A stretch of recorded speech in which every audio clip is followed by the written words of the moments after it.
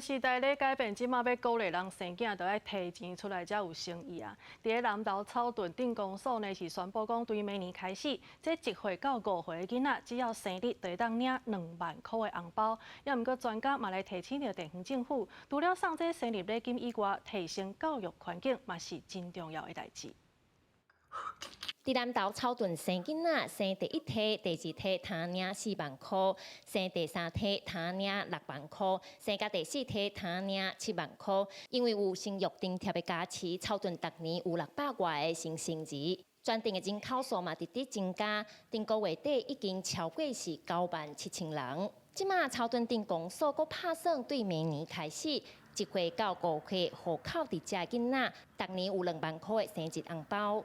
要刺激生小孩，应该还是不太可能。不过钱都是不无小补，教育费啊，远远超过补助，对啊，所以我不会心动。一指定公所才宣布要分奖金，鼓励刷户口。即马草屯镇公所是拍算分生日礼金予囡仔。针对这个现象，有学者指出，乡镇公所发现金，拢是希望甲人留伫地方生活，减少人口外流。毋过嘛，提醒地方政府，家长重视的其实是教育环境。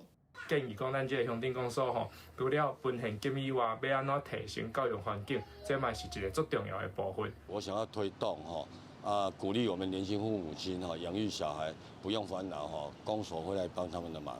草屯镇公所表示，目前草屯1岁到5岁囡仔大约有3000人，自动生日礼金一年的预算大约需要6000万。公所每年存的个余款拢有4、5千万块，目前大约有9亿个余款也未使用，礼金的财源无问题。记者辛平仪南投报道。